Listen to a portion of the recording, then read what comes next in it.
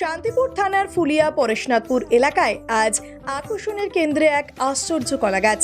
এটির সাফল্যের পেছনে রয়েছেন এক অবসরপ্রাপ্ত সরকারি কর্মী নিরঞ্জন সরকার।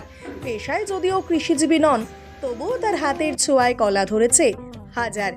নিরঞ্জন বাবু যুব কল্যাণ দপ্তর থেকে 2009 সালে অবসর নিয়েছেন। ছোটবেলা থেকেই নেশা গাছ লাগানো, বাড়িতে বছরের পর বছর ফুল গাছ থেকে ঔষধি গাছ সবই তিনি নিজে হাতে লালন করেন। বাবার কাছ থেকেই তিনি পেয়েছেন এই গাছ ভালোবাসার শিক্ষা। 1.5 বছর আগে এক পরিচিতের কাছ থেকে নিয়ে আসেন একটি বিশেষ জাতের কলা গাছ।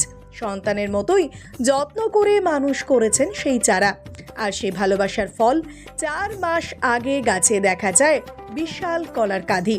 মাত্র 7 ফুট উঁচু এই গাছে কাঁধি নেমে এসেছে প্রায় মাটিতে। কলার কাঁধি থেকে এখনো নতুন কলা বেরিয়েই চলেছে। নিরঞ্জন বাবুর কথায় এই কাঁধি আরো বড় হবে। মাটি ছুঁয়ে ফেলায় নিচের অংশ খুঁড়ে ফাঁকা জায়গা করে দেওয়া হয়েছে। দর্শনার্থীদের ভিড় লেগেই আছে। প্রতিবেশী থেকে দূর দূরান্তের মানুষ এক নজর দেখতে আসছেন এই আশ্চর্য কলা গাছ, কারণ এত বিশাল কাঁধি এর আগে কেউ কখনো দেখেইনি।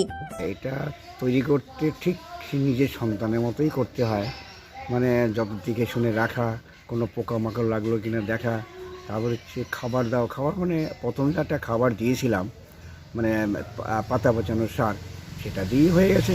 কিন্তু এখন টাইমলি জল দেওয়া আর একটু দেখে শুনে রাখা, সাইডে বেশি কিছু জিনিস আছে যেটা হচ্ছে খোসাগুলো, ওগুলো খুলে ফেলে দেওয়া, এইভাবে করতে করতে জিনিসটাকে তৈরি করেছি আর কি। এটা কি কলা গাছ? এটা এমনি হাজারি কলা বলে এসে এখানে, কিন্তু এটা একটা নামকরণ আমাকে করতে হলো এই কারণেই। এটা আমি আগে শুনতাম যে মাটি পর্যন্ত এটা যায়, তাই আমি নিজে ফলাতে পেরেছি। এটার নাম রেখেছি মাটি ভূমি চুম্বন হাজারি কলা। আরেকবার বলুন নামটা। এই নামটা রেখেছি আমি ভূমি চুম্বন হাজারি কলা। বাহ, ভূমি চুম্বন। নিরঞ্জন বাবুর বাড়িতে এখন আরো 4টি কলা গাছ রয়েছে। এগুলির মধ্যে আরেকটি গাছেও ফলন শুরু হয়েছে এবং তার দাবি এই কাঁধি হবে আরো বড়।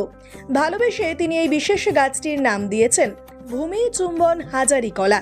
সবচেয়ে অবাক করার বিষয়, গাছে কোনো কেমিক্যাল সারের ব্যবহার নেই। রোপণের সময় শুধু দেওয়া হয়েছে জৈব সার, আর সেখান থেকেই জন্মেছে হাজার ফলধারী এই এক অনন্য কলা গাছ। স্থানীয়দের চোখ ভরছে না, আর নিরঞ্জন বাবুর সাফল্যের গল্প ছড়াচ্ছে চারিদিকে।